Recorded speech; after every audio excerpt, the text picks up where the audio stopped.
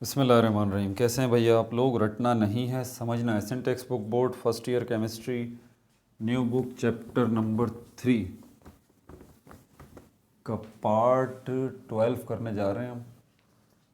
Shapes of molecules, ठीक है। Shapes of molecules MOT हो गया। अब चलते हैं ज़रा शेप्स ऑफ मॉलिक्यूल्स की तरफ।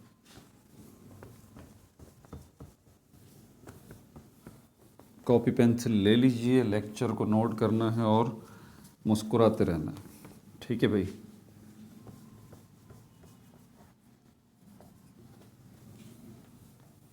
इस बोर्ड को मुझे काफ़ी साफ़ करना पड़ता है क्योंकि मेरी बेटियां जो है ना, वो जब मैं नहीं होता तो इसके ऊपर तजुर्बे करती रहती हैं, ठीक है। इसलिए इस बेचारे बोर्ड का बुरा हाल हो जाता है,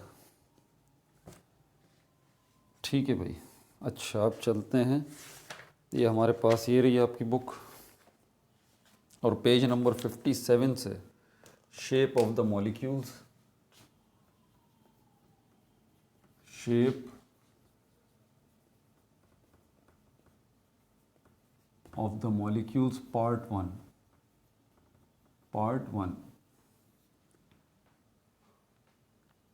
मॉलिक्यूल्स की शेप्स की तरफ चलते हैं। मॉलिक्यूल्स की शेप्स जो हैं वो कैसी होती हैं। 2 थ्योरीज हैं इस हवाले से, ठीक है भाई।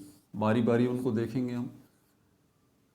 अच्छा, ये 2 थ्योरीज VBT के अलावा हैं, वैलेंस बॉन्ड थ्योरी के अलावा हैं, ये बात याद रखिए। अगर VBT को भी शामिल करें, ठीक है, तो वो थ्योरी भी जो है वो मॉलिक्यूल्स की शेप के बारे में बताती है हमें, ठीक है। लेकिन ख़ास तौर पे ये 2 थ्योरीज़ जो हैं बहुत मशहूर हैं, ठीक है। कौन कौन सी हैं?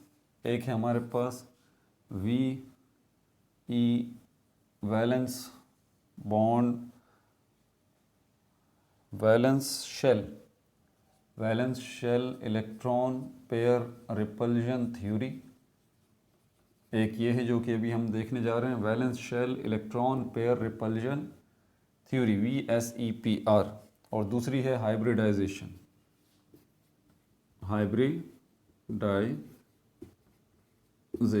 ठीक है भाई। तो सबसे पहले ये VSEPR को देख लेते हैं। ये थ्योरी जो है वो क्या कहती है और इसमें कुछ एग्जाम्पल्स भी हैं। पहली थ्योरी को देख लेते हैं। टू द पॉइंट, इस थ्योरी का काम क्या है ये आपको बताती है कि मॉलिक्यूल्स की शेप्स कैसी होती है। Shapes of molecules,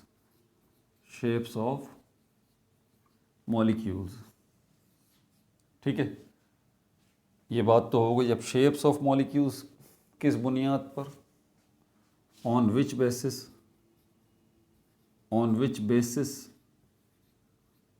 question mark मैंने डाल दिया। कोई पूछे तो भाई बताएं ज़रा। VSEPR थ्योरी जो है वो मॉलिक्यूल्स की शेप के बारे में बात करती है, लेकिन उसमें क्या बात करती है? उसमें बात करती है on which basis, on the basis of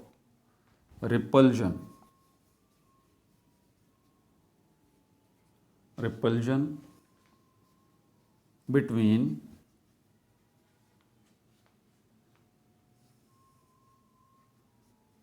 bond pairs और लॉन पेयर्स और बॉन्ड लॉन पेयर्स। 3 कैटेगरी इसके अंदर आ जाती हैं, ठीक है भाई। तो VSEPR थ्योरी आपको शेप्स ऑफ मॉलिक्यूल्स के बारे में बताती है। किस बुनियाद पर? On the basis of repulsion. ये रिपल्जन क्या है? फोर्स है, ठीक है। और 2 किस्म की फोर्सेस होती हैं, पहले भी आपको बताया है, फोर्स ऑफ अट्रैक्शन और फोर्स ऑफ रिपल्जन, पिछली वीडियो में भी। फोर्स ऑफ अट्रैक्शन में चीज़ें जो है वो एक दूसरे के नज़दीक आती हैं और फोर्स ऑफ रिपल्जन में चीज़ें एक दूसरे के दूर जाती हैं। हमारी कायनात में, हमारी कुदरत में, ठीक है, ये बिहेवियर हमें जगह जगह नज़र आता है। वो चीज़ें जो कि डिफरेंट साइंस वाली होती हैं, डिफरेंट चार्ज वाली होती हैं, ठीक है, वो एक दूसरे की तरफ अट्रैक्ट होती हैं, ठीक है, अट्रैक्टिव फोर्स उनके दरमियान जनरेट होती है। मिसाल के तौर पर पॉजिटिव नेगेटिव की तरफ जाएगा, नेगेटिव पॉजिटिव की तरफ जाएगा, इलेक्ट्रॉन प्रोटॉन की तरफ जाने की कोशिश करेगा, प्रोटॉन इलेक्ट्रॉन की तरफ, ठीक है। और इसी तरह बिल्कुल प्रोटॉन प्रोटॉन से दूर हटने की कोशिश करेगा, इसको हम रिपल्जन कहते हैं। प्रोटॉन प्रोटॉन को रिपेल करेगा, और बिल्कुल इसी तरह इलेक्ट्रॉन इलेक्ट्रॉन को भी रिपेल करेगा, इलेक्ट्रॉन पर नेगेटिव चार्ज होता है। तो यहाँ पर जो हम पेयर्स की बात कर रहे हैं, ये कौन से पेयर्स हैं? ये इलेक्ट्रॉन के पेयर्स हैं। किसके पेयर्स हैं ये? Electron pair, electron pair. इसका क्लासिकल मॉडल जो है वो भी आपको बना के दिखा दूंगा मैं H2O मॉलिक्यूल का, जिसके अंदर आपको शेयर्ड पेयर भी नज़र आएंगे और लॉन पेयर भी नज़र आएंगे। पेयर मतलब जोड़ा, दो इलेक्ट्रॉन। समझ में आ रही है बात? तो हम यहाँ पर एक पेयर और दूसरे पेयर के दरमियान जो रिपल्जन वाली फोर्स है कि एक पेयर दूसरे पेयर से दूर हटना चाह रहा है, और इसी तरह ये इलेक्ट्रॉन का एक पेयर इलेक्ट्रॉन के दूसरे पेयर से जो दूर हो रहा है, रिपेल हो रहा है, इस चक्कर में एक शेप जो है वो मॉलिक्यूल की बन रही है।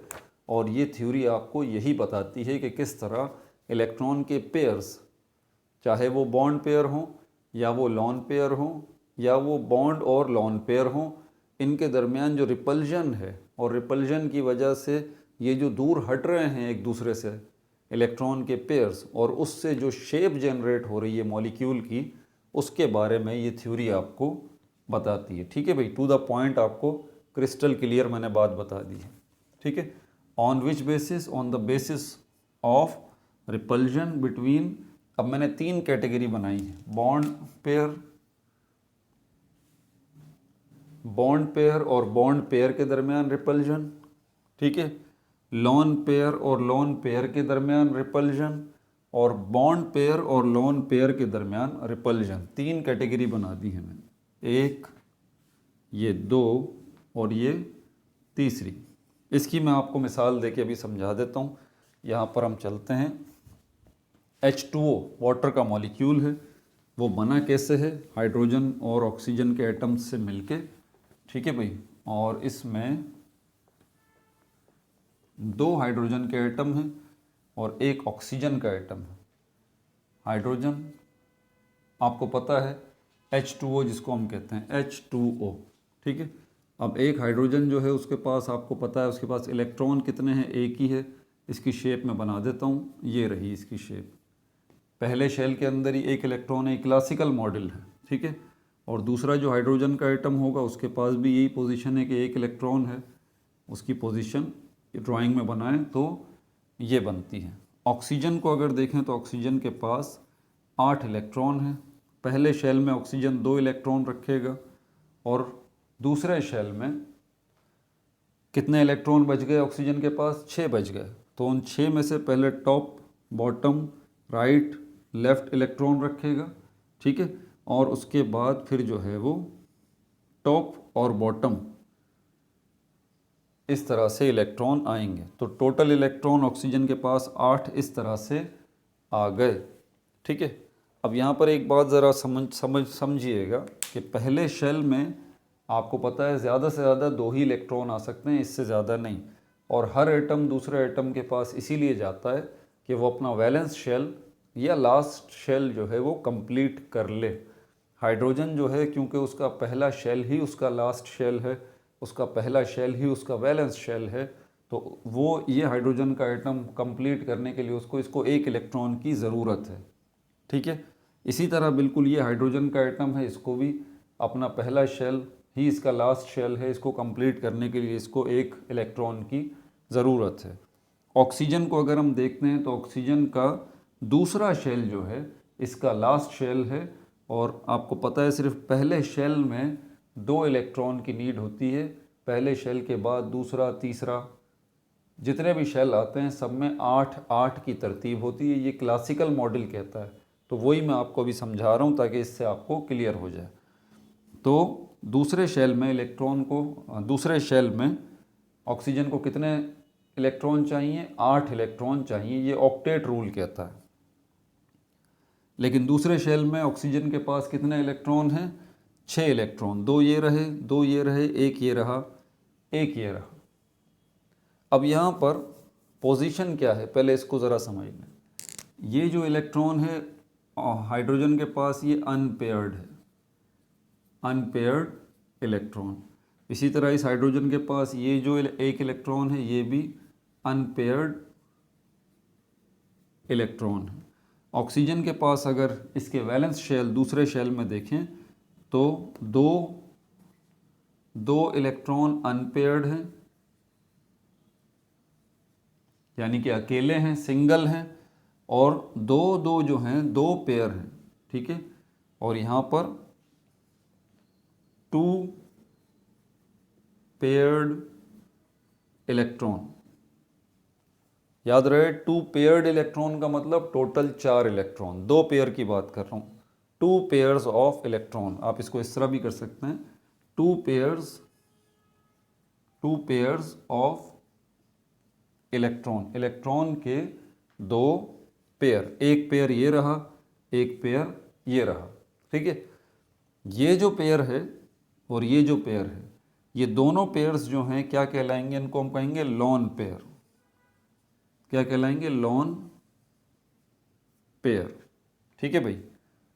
यहाँ तक बात हो गई। अब क्या होगा कि ये जो दोनों हाइड्रोजन के एटम हैं, एक हाइड्रोजन का एटम इस तरफ आएगा, दूसरा हाइड्रोजन का एटम इस तरफ आएगा।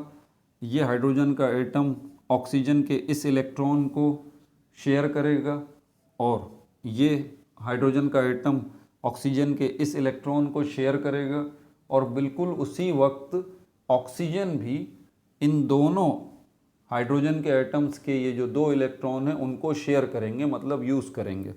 यहाँ पर कोवेलेंट बॉन्ड का सेंट्रल आइडिया ही ये है कि मेरी जो चीज़ है वो तुम इस्तेमाल करो, लेकिन वो मेरी मिल्कियत भी रहेगी। इसी तरह तुम्हारी जो चीज़ है वो मैं इस्तेमाल करूँगा, लेकिन वो तुम्हारी मिल्कियत भी रहेगी। इस तरह हमारा काम चल जाएगा। तो यहाँ पर अब जो मैं पिक्चर बना रहा हूँ, इसमें आप देखेंगे कि किस तरह H2O का मॉलिक्यूल बनता है, ठीक है भाई। ये मैंने यहाँ बना दिया। अब ये हाइड्रोजन और ये हाइड्रोजन, इनको मैं यहाँ लेके आ रहा हूँ। ये हाइड्रोजन आया इस तरह से अपने इलेक्ट्रॉन के साथ, ये आ गया इसका इलेक्ट्रॉन, मैंने ब्लैक कर दिया। और इसी तरह दूसरा हाइड्रोजन ये आ गया अपने इलेक्ट्रॉन के साथ, इस हाइड्रोजन का इलेक्ट्रॉन भी मैंने ब्लैक कर दिया, और ये बन गया H2O।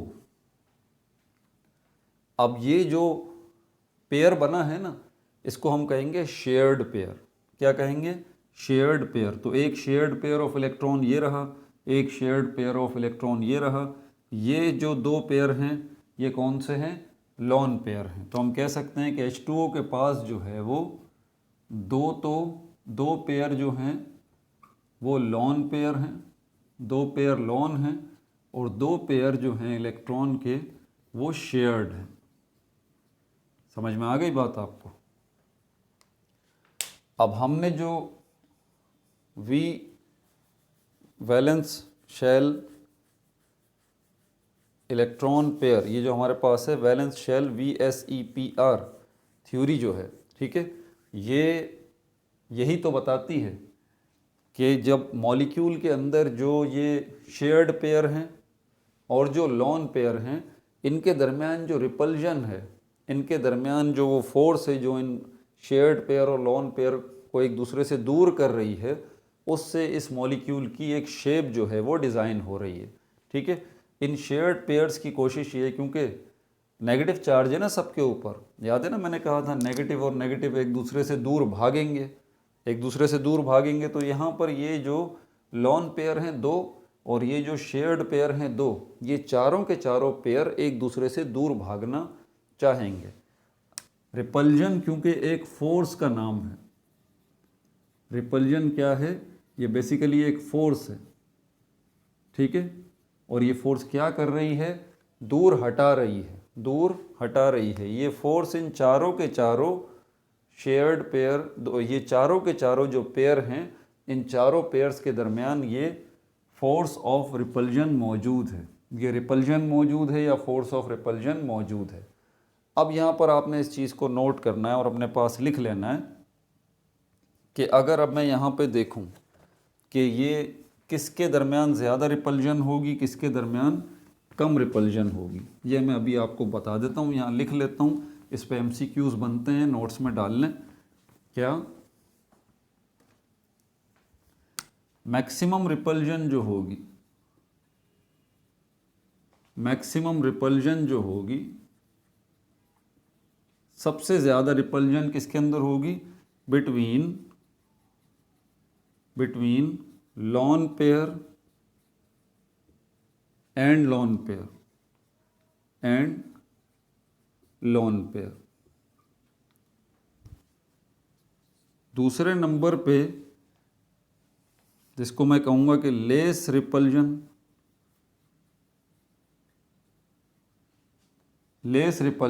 देन लॉन पेयर है। अगर लॉन पेयर और लॉन पेयर के दरमियान जो रिपल्जन होगी वो सबसे ज़्यादा होगी, इसीलिए लॉन पेयर, दोनों लॉन पेयर जो है वो एक दूसरे से बहुत ज़्यादा दूर होंगे, क्योंकि रिपल्जन, ये फोर्स यही तो काम कर रही है कि एक दूसरे को दूर कर रही है, दोनों इन पेयर्स को एक दूसरे से दूर हटा रही है। तो यहाँ पर जो लॉन पेयर हैं उनके दरमियान सबसे ज़्यादा रिपल्जन होगी, तो ये लॉन पेयर बहुत ज़्यादा दूर होंगे एक दूसरे से, ठीक है। फिर इससे कम, लेस देन लॉन पेयर, ठीक है। अब मैं यहाँ पर लिख रहा हूँ less than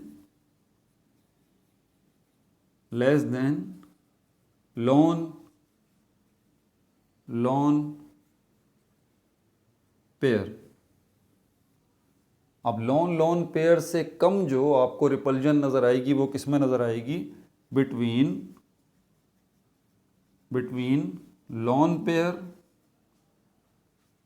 lone pair and bond pair,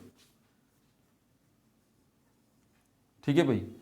number 1 पे क्या था? मैक्सिमम रिपल्जन किसके दरमियान है? Between lone pair and lone pair, यानी कि ये एक लॉन पेयर रहा, एक ये लॉन पेयर रहा, इन दोनों के दरमियान मैक्सिमम रिपल्जन होगी, ये बहुत ज़्यादा एक दूसरे से दूर होंगे। फिर आपसे कोई पूछता है भाई उसके बाद किसके दरमियान रिपल्जन कम है, या उसके बाद किसके दरमियान रिपल्जन सबसे ज़्यादा है, इनके बाद लॉन पेयर के बाद किसके पास सबसे ज़्यादा है? तो आप कहेंगे between lone pair and bond pair. ये रहा हमारे पास बॉन्ड पेयर, ठीक है। इस शेयर्ड पेयर को बॉन्ड पेयर भी कहते हैं, समझ में आ गई बात? इस शेयर्ड पेयर को बॉन्ड पेयर भी कहते हैं, यहाँ मैं लिख रहा हूँ बॉन्ड पेयर, जिन्होंने बॉन्ड बनाया हुआ। तो अब अगर आप एक लॉन पेयर और एक बॉन्ड पेयर के दरमियान देखेंगे रिपल्जन, तो लॉन पेयर और लॉन पेयर से कम आपको रिपल्जन नज़र आएगी बॉन्ड पेयर और लॉन पेयर के दरमियान, ठीक है भाई। दूसरे नंबर पे ये हो गया। तीसरे नंबर पे लीस्ट, यानी कि सबसे कम जो आपको नज़र आएगी, लीस्ट रिपल्जन, सबसे कम रिपल्जन जो है वो आपको किसके दरमियान नज़र आएगी? बॉन्ड पेयर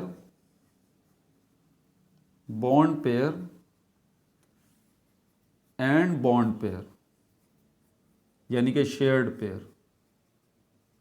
ये देखिए, ये जो है शेयर्ड पेयर और ये जो शेयर्ड पेयर है, इनके दरमियान हमें रिपल्जन सबसे कम नज़र आएगी, ठीक है। तो जिनके दरमियान सबसे कम रिपल्जन होगी वो उतना ही कम दूर होंगे, जिनके दरमियान बहुत ज़्यादा रिपल्जन होगी वो उतना ही ज़्यादा दूर होंगे। समझ में आ रही है बात आपको? तो ये तीनों मैंने आपको यहाँ पर बता दिया है। सेंट्रल एटम, इसमें सेंट्रल एटम का बड़ा किरदार होता है। सेंट्रल एटम याद रहे आपको, लॉन पेयर, बॉन्ड पेयर, ये जो आप सब कुछ देखते हैं वो आप साइड एटम्स जो हैं उनमें नहीं देखते, बल्कि आप सेंट्रल एटम में देखते हैं। जैसे यहाँ पर हाइड्रोजन और हाइड्रोजन सेंट्रल एटम नहीं है, बल्कि ये जो बीच वाला ऑक्सीजन है ये सेंट्रल एटम है। तो याद रहे कि हम जो लॉन पेयर या बॉन्ड पेयर आपको बता रहे हैं वो कौन से एटम के हैं? वो सेंट्रल एटम के हैं, ये बात मत भूलिएगा, ठीक है भाई। और क्या बातें हैं इसके अंदर वो भी बता देता हूँ आपको।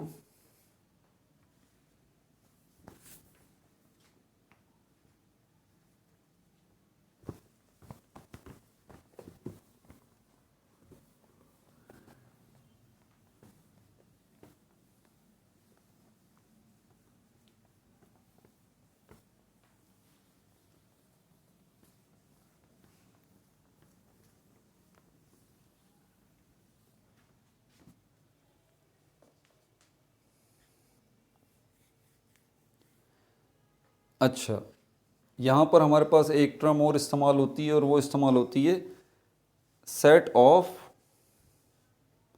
Active set of electrons. Active set of electrons ये कौन से हैं ये भी आपको पता होना चाहिए। Active set of electrons, active set of electrons, all lone pair and bond pair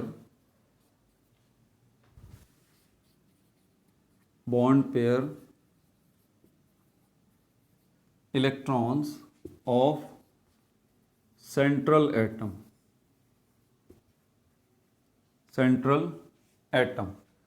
central atom के जितने भी लोन पेयर इलेक्ट्रॉन्स हैं, जितने भी बॉन्ड पेयर इलेक्ट्रॉन्स हैं, सब के सब उनको हम क्या कहते हैं, active set of electrons, except, सिवाय, एक्सेप्ट मतलब सिवाय, एक्सेप्ट सिवाय, except electron pairs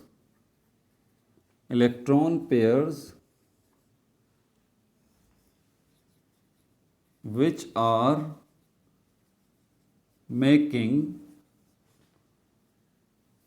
pi bonds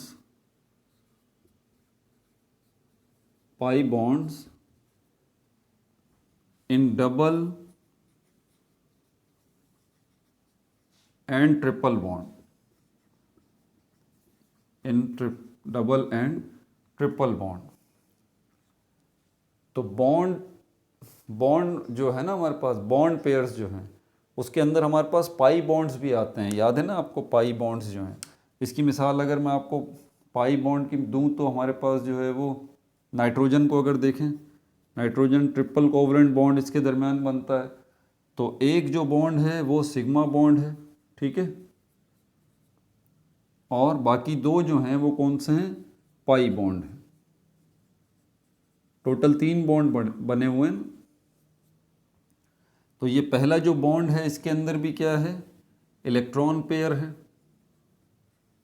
electron pair है, और कौन सा वाला पेयर है, बॉन्ड, ठीक है।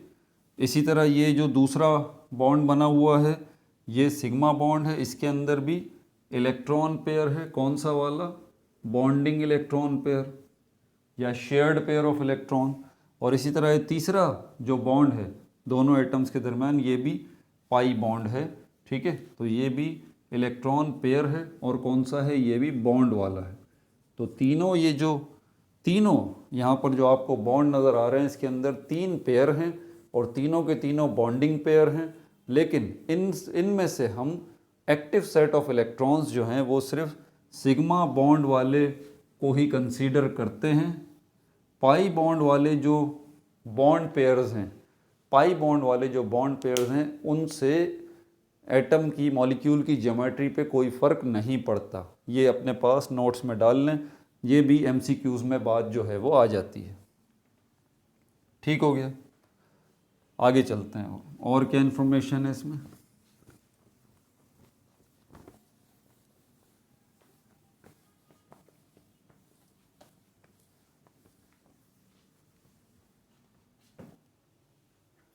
और भाई इसके अंदर क्या इन्फॉर्मेशन है, ठीक है,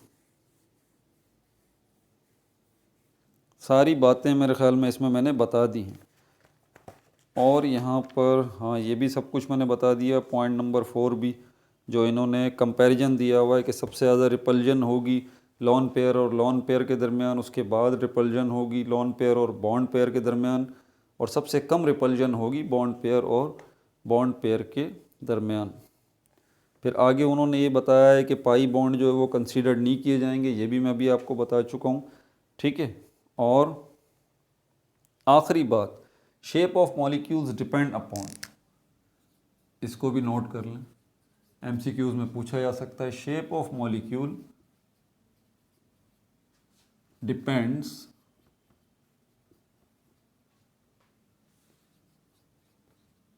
shape of molecule depends upon total number of electron pairs, total number of electron pairs, यानी कि जितने भी हमारे पास इलेक्ट्रॉन पेयर्स हैं उनकी तादाद पर डिपेंड करता है। दो हमारे पास जो है वो इलेक्ट्रॉन पेयर हैं तो वो ज़िम्मेदार हैं मॉलिक्यूल की शेप पे, और अगर 3 इलेक्ट्रॉन पेयर हैं तो वो ज़िम्मेदार हैं मॉलिक्यूल की शेप पे, 4 जो हैं वो इलेक्ट्रॉन पेयर हैं तो वो ज़िम्मेदार हैं मॉलिक्यूल की शेप के ऊपर, ठीक है ना। आगे जब हम इनको देखेंगे यहाँ पर predictions of the 5 basic shapes bye VSEPR, इसमें लीनियर शेप है, ट्राइगोनल, प्लेनर, टेट्रा, ट्राइगोनल और एंगुलर शेप। इसको इंशाल्लाह हम अगली वीडियो में डिस्कस करेंगे। ये कौन सा है, शेप ऑफ मॉलिक्यूल्स के पार्ट 2 के अंदर। अपना बहुत ज़्यादा ख्याल रखिएगा, ठीक है भाई। जितने भी पॉइंट्स थे ना इसके अंदर VSEPR के अंदर, सब के सब मैंने आसान वर्डिंग में यहाँ पर आपके लिए बना दिए हैं। अपना बहुत ज़्यादा ख्याल रखिएगा। No like no subscribe, only share.